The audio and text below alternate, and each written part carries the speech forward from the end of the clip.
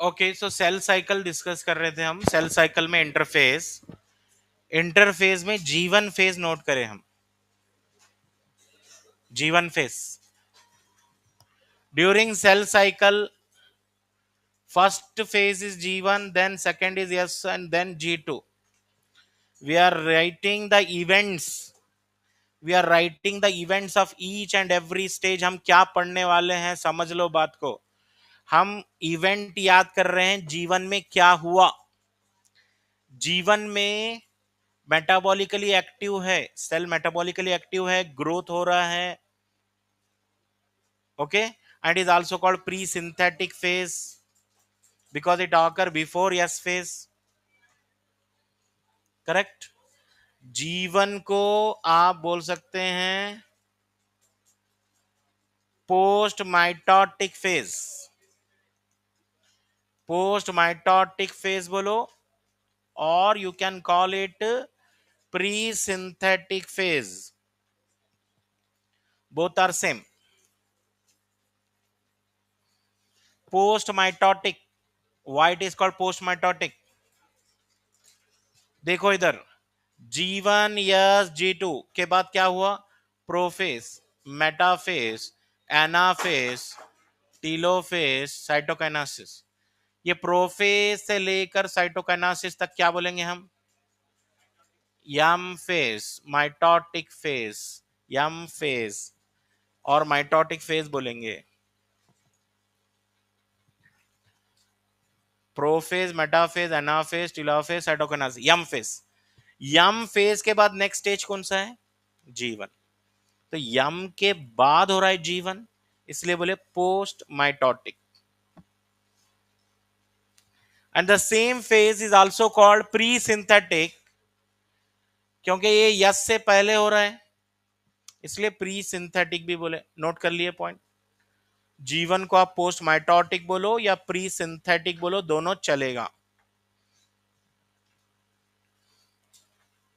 Note कर लिए हैं सब? Pre synthetic, yes for synthetic.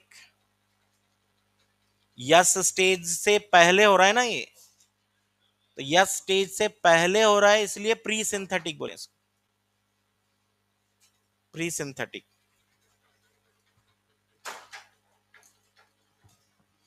In G1 phase cell continuously grow.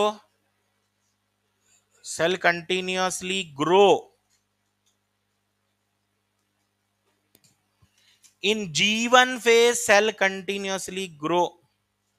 G1 phase में सेल कंटिन्यूसली ग्रो तो हो रहा है, cell continuously grow, but DNA does not replicate. DNA does not replicate.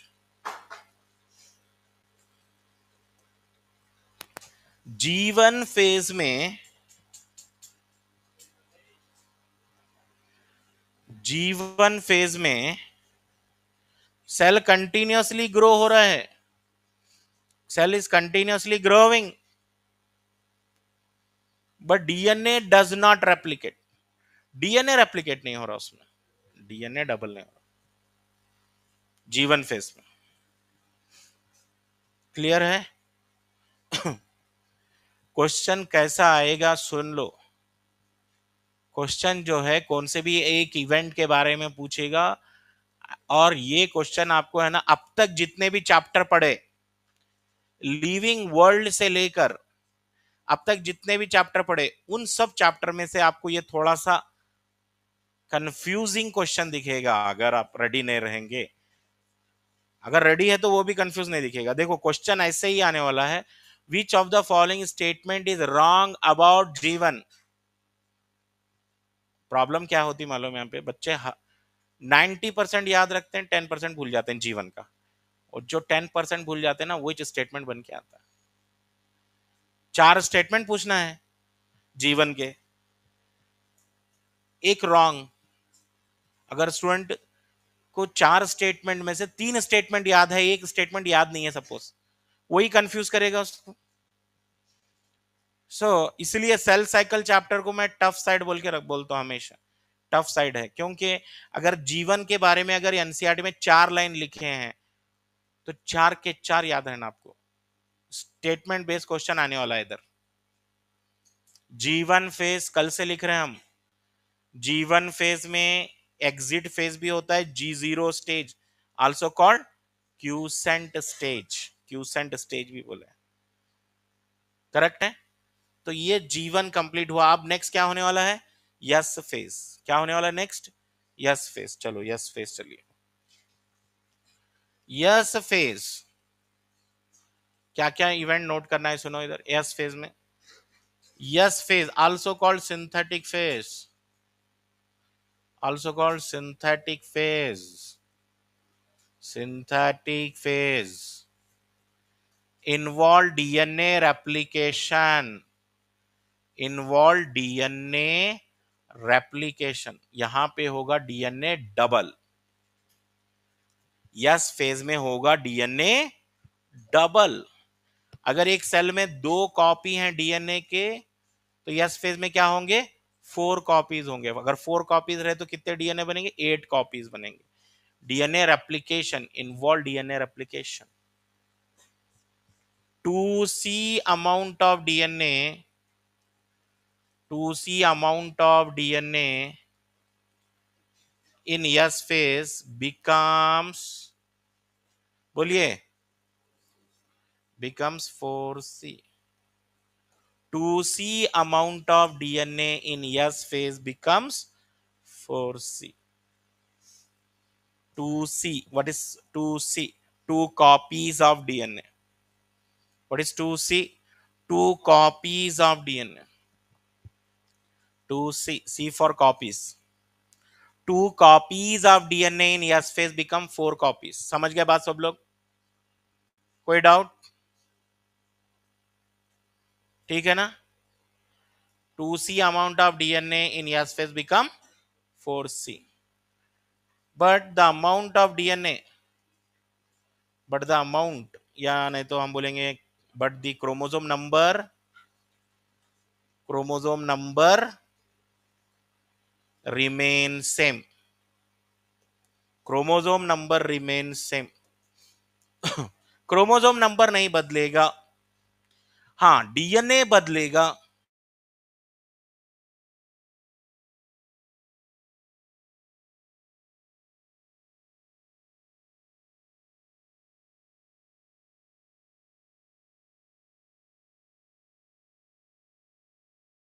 रहेगा, chromosome number is not changing. ठीक है, ये एक बात हो गई। नेक्स्ट, इन यस फेज और एक इवेंट होने वाला है in S phase, centrioles, centrioles duplicates.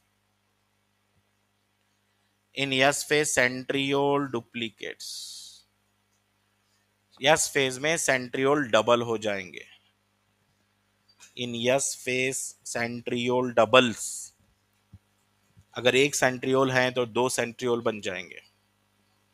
Centriole you know, centriole एक सेल ऑर्गेनल होता है। Centriole is present only in animal cell, cylindrical structure होते हैं। It is helping for cell division. So centriole double हो जाते हैं यस फेज में। Next, yes phase में और क्या हो रहा है? हिस्टोन प्रोटीन सिंथेसिस हो रहा है, histone protein synthesis, histone protein synthesis. देखो एग्जामिनर के पास चॉइस, 2 चॉइस है। एक क्वेश्चन बनाओ स्टेटमेंट का, read the following statement carefully regarding yes phase, choose the incorrect one. ऐसा क्वेश्चन आ सकता है। ये सारे स्टेटमेंट याद रखना यस फेज से। अगर ये स्टेटमेंट बेस्ड क्वेश्चन नहीं बनाना चाह रहे तो ये डायरेक्टली ऐसे क्वेश्चन भी आ सकते हैं, centriole double during which phase, DNA replication occur during which phase, what happens to chromosome number in S phase, ऐसे क्वेश्चन। अगर ये भी नहीं पूछना चाह रहे तो एक और टाइप का क्वेश्चन आ सकता है, थोड़ा सा understanding based, understanding based question है ये। लिखो question, if G1 phase has 2C DNA. Find amount of DNA. Find out amount of DNA in yes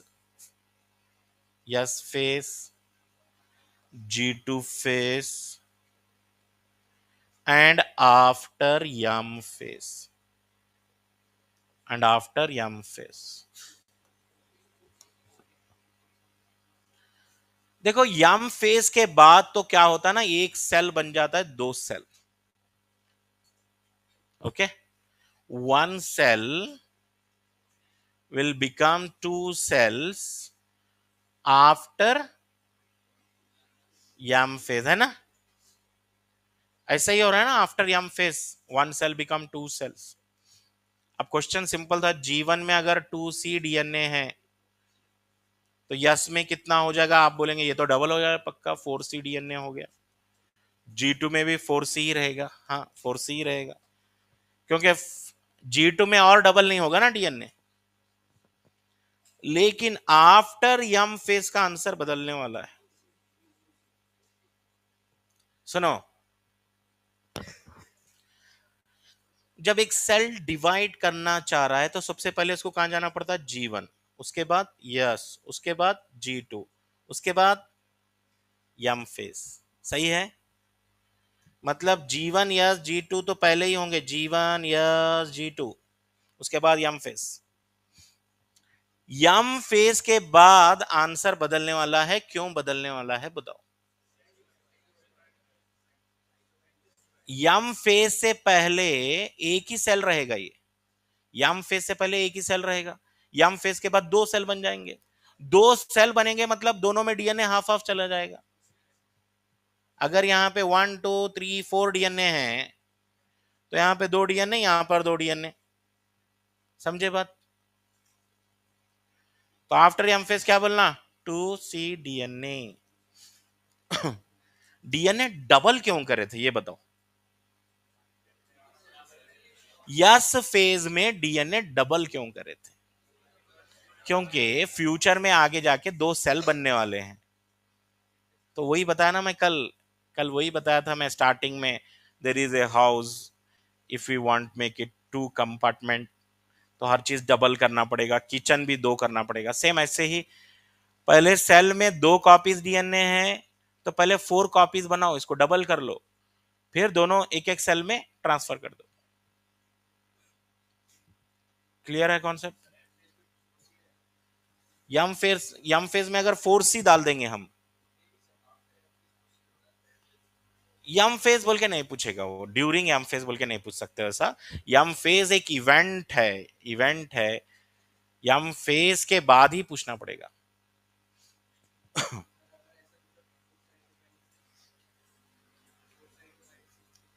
हाँ बिफोर ऐसा पूछ लेंगे तब. Before completion of M phase 4C ही डीएनए. समझ गए. जैसे आपके फादर जो है पॉकेट मनी दे दिया आपको, आपकी पॉकेट मनी भी दिए, आपके यंगर ब्रदर की पॉकेट मनी भी दे दिए. हाँ समझे. आपकी पॉकेट मनी 1000, आपके यंगर ब्रदर की पॉकेट मनी 1000, 2000 मिल गया आपको. अब आपके पॉकेट में 2000 रुपीज हैं और उस उतने में हम पूछ लिया आपको अब आपके पॉकेट में कितना अमाउंट है, तो आप क्या बोलेंगे. तो बोलेंगे 2000 ही है, लेकिन 2000 मेरे नहीं है, वो 1000 मेरे हैं, 1000 आगे देना है. तो ये सेल में 4 डीएनए हैं लेकिन इसके 4 नहीं है पूरे के पूरे, उसको डिस्ट्रीब्यूट करना है आगे दो डॉटर सेल्स में, डिस्ट्रीब्यूट करना है. चलो एक टाइप का ये क्वेश्चन हो गया. ऐसा क्वेश्चन बना सकते हैं. सुन, ये क्वेश्चन समझ के करो, समझ लो. जीवन में जितना भी डीएनए होगा यस फेज में डबल हो जाएगा, G2 में भी उतना ही रहेगा, लेकिन यम फेज के बाद हाफ हाफ. जब तक आपका यंगर ब्रदर नहीं मिलता तब तक आप पॉकेट मनी रख सकते हैं अपने पास. G1 में रख लियो, यस में रख लियो, G2 में रख लो, लेकिन मिलते ही आफ्टर यम फेज डिवाइड कर दो हाफ हाफ. ऐसा है ये. नेक्स्ट एक और क्वेश्चन आ सकता है यहां पर.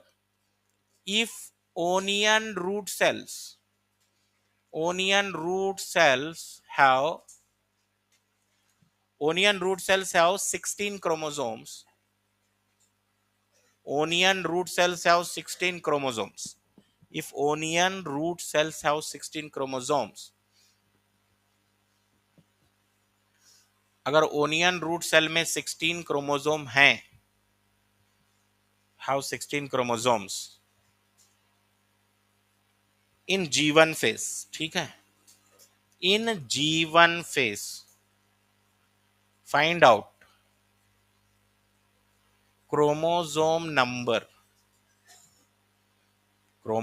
number in S phase, G2 phase and after M phase.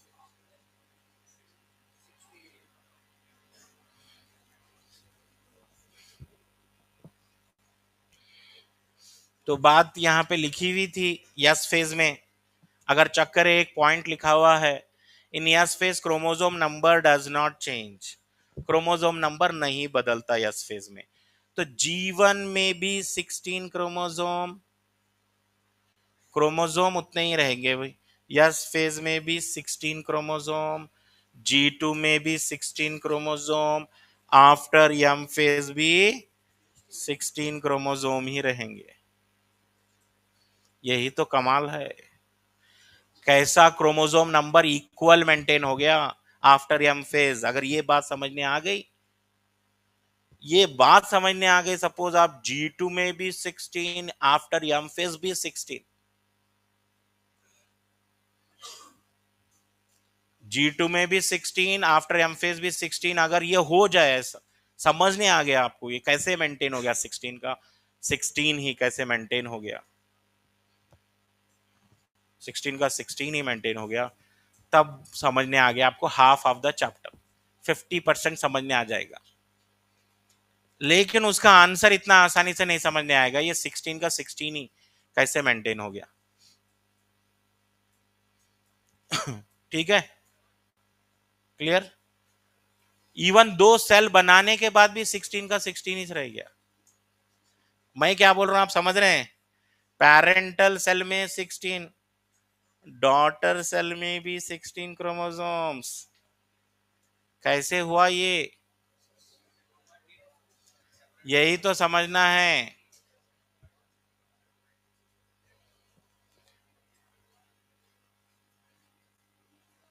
ठीक है, मेंटेन कैसे हो गया ये इक्वल।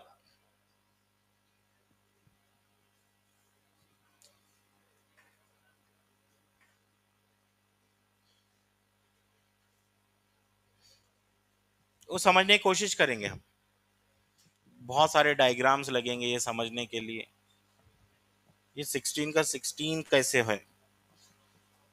ये माइटोसिस में होता है ऐसा मैजिक।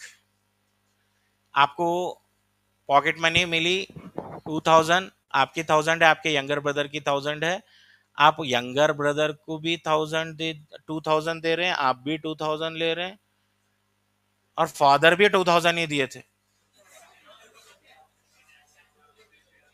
तो आप फादर दिए 2000, आपके पास रख लिए 2000, यंगर ब्रदर को भी दिए 2000, आप ये कैसा हुआ बोले। आप बोलेंगे जो भी नोट्स थे उसको पहले फाड़ देंगे आधे आधे, 2000 मेरे पास, 2000 उसके पास, या आप बोलेंगे नहीं जेरोक्स कर लेंगे, कलर जेरोक्स कर लेंगे। तो डिफरेंट डिफरेंट ओपिनियन है, हो सकता है ऐसा, कैसे होगा देखना है, वही तो समझना है चैप्टर में। नेक्स्ट G1 या G2 फेज में, G2 also called post synthetic phase, post synthetic phase है ना, पोस्ट सिंथेटिक बोल सकता हूं ना मैं, आफ्टर यस फेज हो रहा है, और you can call it pre mitotic phase, pre mitotic phase, क्योंकि ये माइटोटिक फेज से पहले हो रहा है। If you check here G1 S, G2 S के बाद हो रहा है, यम फेज से पहले हो रहा है, सही है ना? यम फेज से पहले हो रहा है ना, यम फेज से पहले हो रहा है, तो इसलिए प्री माइटोटिक बोले उसको। ठीक है। हाँ, what happens in G2 phase? In G2 phase involve RNA and protein synthesis. Involve RNA and protein synthesis. RNA and protein synthesis required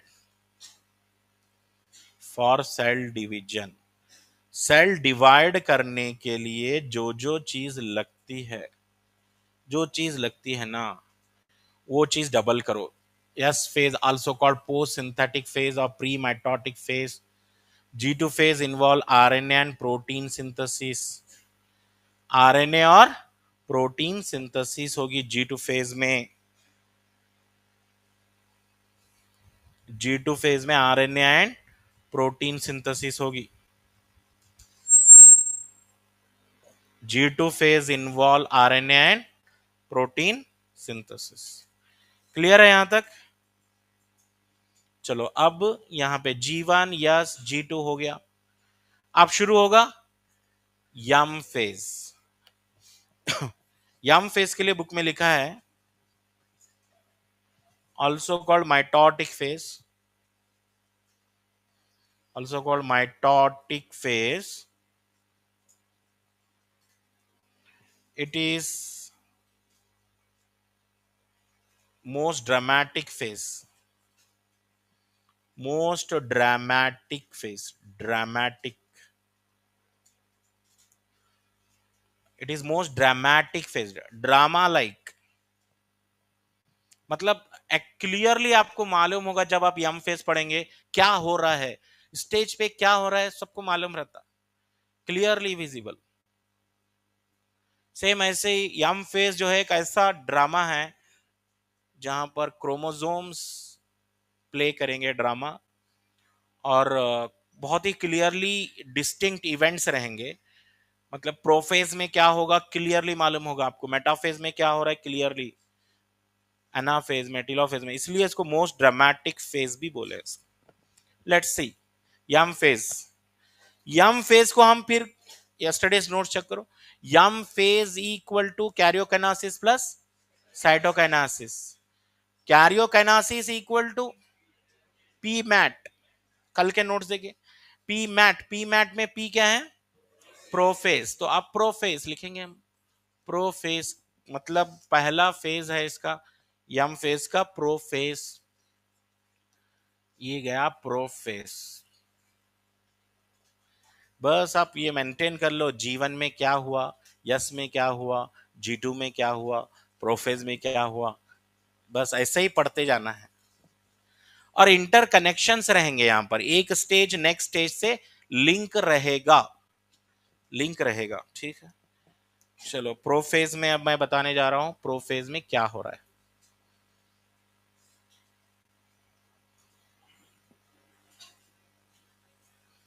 prophase में क्या हो रहा है, देखिए प्रोफेज में सबसे पहले जो है न्यूक्लियर मेम्ब्रेन जो है धीरे धीरे डिसअपियर हो रहा है, डिसअपियर हो रहा है। Beginning of disappearance of nuclear membrane, beginning of disappearance of nucleolus. जो अंदर न्यूक्लियोलस होता है ना, न्यूक्लियस के अंदर, न्यूक्लियस के अंदर एक डार्क बॉडी होती है nucleolus, that is also disappearing. Nuclear membrane disappearing, nucleolus disappearing, centriole moving to opposite poles of the, ये centriole, this centriole already sent, अब बोलेंगे सेंट्रियोल डबल कैसे होगा सर ये, यस फेज में डबल हो गए थे। प्रोफेज में, प्रोफेज में moving to opposite poles of the cell, centrioles are moving to opposite poles of the cell। क्या क्या हुआ बोलो जरा, nuclear membrane, nuclear membrane, nucleolus disappearing। Okay, endoplasmic reticulum, Golgi body disappear, endoplasmic reticulum Golgi body disappears। अगर कोई play ground में बहुत बड़ा मैच होने वाला है, जैसे टेस्ट मैच होने वाला है, तो वहां पे क्या हो रहा है, बहुत सारी तैयारी चल रही। एक तैयारी ये है कि ये पूरा जो प्ले ग्राउंड है, इसको एंडोप्लाज्मिक रेटिकुलम, अंदर बहुत सारे स्ट्रक्चर थे, पता है ना, सेल में, सेल के अंदर बहुत सारे स्ट्रक्चर होते हैं, endoplasmic reticulum, Golgi body, GB, चलेगा। एंडोप्लाज्मिक रेटिकुलम, गोल्गी बॉडी क्या हो गया, डिसअपियर हो गए। Nuclear membrane disappear, nucleolus disappear. क्यों? क्योंकि यहाँ बहुत बड़ा इवेंट होने वाला है, सेल डिवीजन होने वाला है, तो सब चीजों को है ना डिसअपियर करा दो। और अंदर जो क्रोमैटिन था, देखो थ्रेड, अंदर जो डीएनए था ना न्यूक्लियस के अंदर, अब इनिशिएशन, अब क्या होगा मालूम, initiation of condensation of chromosomal material, chromosomal material, initiation of condensation of chromosomal material, chromosomal material condense होना शुरू हो जाएगा। Initiation of condensation of chromosomal material. ऐसा क्यों लिखा गया, ऐसा क्यों लिखा गया?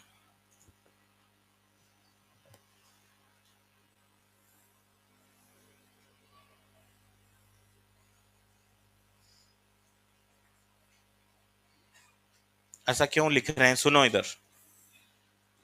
ये कोई यस स्टेज है, यस और G2 स्टेज है, समझो यस और G2 स्टेज है, हाईली इंटरवाइंड डीएनए, क्या बोलते हैं इसको, highly intertwined DNA, highly intertwined.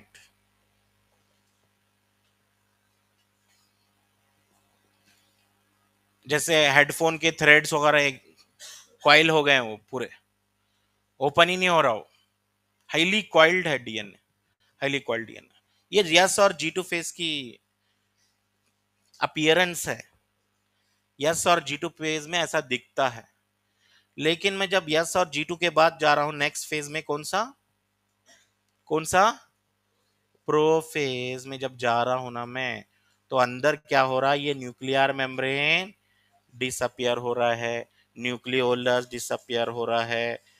और ये जो अंदर डीएनए था ना, सबसे मेन बात जिसके लिए मैं ड्रॉ कर रहा हूं, ये सुनो, ये जो अंदर हाईली इंटरवाइंड डीएनए है, उसको है ना एंटेंगल करो, जमा करो, जमा करके उसको शेप देना शुरू करो। क्या देना शुरू करो, शेप। यहां पर एक शेप आ गया है, क्रोमोसोम बन गए हैं, समझे, DNA entangled, entangled during condensation to form chromo, chromosome. ये कब हो रहा है, प्रोफेज में है। यही बात आपको एनसीईआरटी में लिखी हुई मिलेगी, यहां पे डायग्राम के साथ बता रहा हूं मैं। यस और G2 फेज में डीएनए हाईली इंटरवाइंड है, बहुत ज्यादा इंटरवाइंड है। अगर मैं एक रील, थ्रेड की रील है ना, पूरा ओपन करूं और पूरे डीएनए को, वो थ्रेड को पूरा कॉइल कर दो, कैसा दिखेगा, इंटरवाइंड, एक के ऊपर एक थ्रेड कॉइल हो जाएगा। अब मैं आपको टास्क दिया, अब ये थ्रेड को ओपन करो अच्छे से, तो एक शेप आना, फिर वापस जैसा पहले था वैसा बनना, बहुत मुश्किल काम है बोलेंगे आप। ये सेम, सेम, ये जो इंटरवाइंड डीएनए, ये जो इंटरवाइंड हाईली कॉइल्ड डीएनए है, यही डीएनए से बना थ्रेड लाइक स्ट्रक्चर, बहुत ही क्लियरली विजिबल। इसको मैं थिक बना रहा हूं, थिक ही बनाना चाहिए। क्यों बनाना चाहिए thick? Chromosomes are form because of condensation. Condensation मतलब बहुत सारा डीएनए आपस में जुड़ के एक थिक स्ट्रक्चर बनेगा, दैट इज कॉल्ड क्रोमोसोम। क्या समझ में आया ये बात? इंटरवाइन एंटेंगल, ज्यादातर बच्चे यही पूछते रहते हैं, सर इंटरवाइन क्या होता है, एंटेंगल क्या होता है? ड्यूरिंग यस फेज और G2 phase DNA is highly coiled, intertwined, but during prophase the DNA get entangled, मतलब thickening, entangle, जो कॉइलिंग है वो रिमूव करके कंडेंसेशन होना शुरू हो रहा है and form thick structures called chromosomes. तो बात समझ नहीं आई? तो ये प्रोफेज का मैं डायग्राम डाल रहा था, क्या बनाइए यहाँ पे बताओ? क्या मैं ऐसा थ्रेड लाइक बनाऊं यहां पर? नहीं, ऐसा नहीं बनाना चाहिए थ्रेड लाइक। यहां पर सिस्टमैटिकली क्रोमोसोम दिखना चाहिए। प्रोफेज है ये। Prophase is form due to condensation of chromosome. Yes, ये प्रोफेज। दो बनाओ क्रोमोसोम, चार बनाओ, आठ बनाओ, आपके पास 46 रहते हैं, चलो चार बना देंगे, चार बना देंगे क्रोमोसोम, ठीक है? Okay, 4 chromosomes. तो इवेंट क्या है प्रोफेज का, बोल तो मालूम रहेगा आपको। During prophase nuclear membrane, nucleolus disappearing, endoplasmic reticulum, Golgi body disappearing, initiation of condensation of material chromosomal material।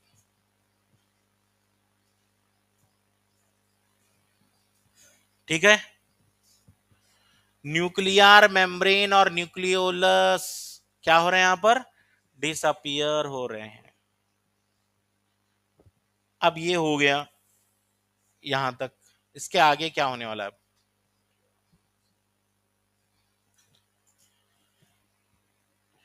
Prophase में बताओ, each chromosome have how many sister chromatid? In prophase, in prophase each chromosome have two sister chromatids, two sister chromatids attached to a common attached to a common centro attached to a common centromere। Prophase में prophase में हर chromosome में दो sister chromatid रहेंगे। Prophase में each chromosome have two sister chromatids attached to a common centromere। जैसे ये एक chromosome है, ठीक है? ये दोनों क्रोमोसोम, ये एक क्रोमोसोम है, ये दोनों क्या है? क्या है? सिस्टर क्रोमैटिड है उसके। जो हाथ दिख रहे हैं ना क्रोमोसोम के, ये देखिए क्रोमोसोम, एक क्रोमोसोम है। ये जो पॉइंट है इसको हम सेंट्रोमियर बोलेंगे, सेंट्रोमियर बोलेंगे। और इनके जो ये हाथ दिख रहे हैं यहां से लेकर यहां तक एक क्रोमैटिड, देखो एक बार, यहां से लेकर ऊपर से लेकर यहां नीचे तक एक सेंट क्रोमैटिड, ये और एक क्रोमैटिड। आई बात समझने? कितने क्रोमैटिड हो गए? ये दो क्रोमैटिड हो गए। किससे अटैच हैं? सेंट्रोमियर से अटैच हैं। These are sister chromatids, sister chromatid. तो प्रोफेज में ही आपको each chromosome appears to have two sister chromatid। In prophase each chromosome have two sister chromatid attached to a common centromere.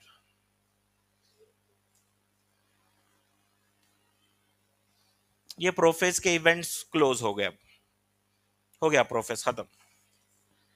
आपको event याद रखना है और कनेक्शन देने आना। जो है जीवन में क्या था, highly coiled DNA, S phase में हाईली क्वाइल्ड, जी2 में हाईली क्वाइल्ड, प्रोफेज में एंटैंगलिंग, कंडेंसेशन, क्रोमो, जो लूज थ्रेड था अब बन गया है क्रोमोजोम, जो इंटरवाइन डीएनए था अब वो एंटैंगलिंग की वजह से क्या बना है, क्रोमोजोम। इंटरवाइंड और एंटैंगल्ड का मतलब बताइए।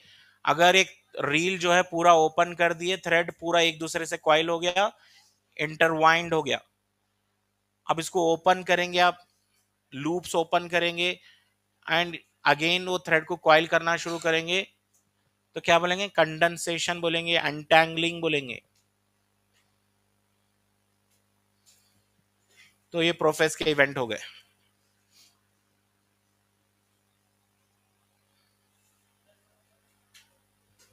अब नेक्स्ट इवेंट क्या आएगा, मेटाफेज। मेटाफेज, यहां पर एक और चीज आप प्रोफेज में ड्रॉ कर सकते हैं, आप इधर इधर यहां पर एक और चीज ड्रॉ करिए डायग्राम में। सेंट्रियोल से जो है एक प्रोटीन फाइबर निकल रही है, that is called spindle fibres. क्या बोलेंगे, spindle fibres formation started. Spindle fibre formation started, formation started.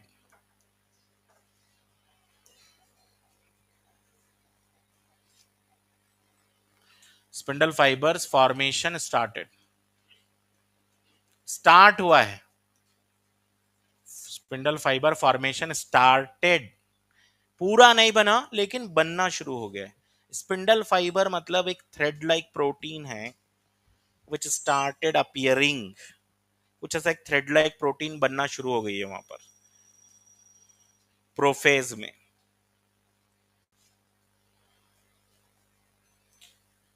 ठीक है, तो प्रोफेज में इवेंट में ये भी आएगा कि स्पिंडल फाइबर फॉर्मेशन स्टार्टेड। अब आइए यहां पर मेटाफेज में, जब मेटाफेज का डायग्राम बनेगा, मेटाफेज का डायग्राम बनेगा, मेटाफेज में देखिए सेंट्रियोल एग्जैक्टली अपोजिट आ गए हैं। Now centrioles are exactly at the opposite poles of the cell, and around centriole you can see some microtubules, microtubules radiating।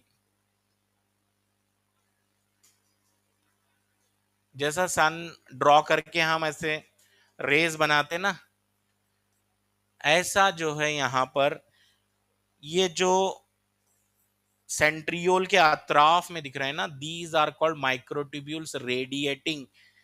Centriole के अतराफ में जो माइक्रोट्यूब्यूल्स दिख रहे हैं रेडिएट हो रहे हैं, रेडिएट जैसे लाइट रेडिएट करती है, radiating. These are called asters. क्या बोलेंगे, एस्टर्स।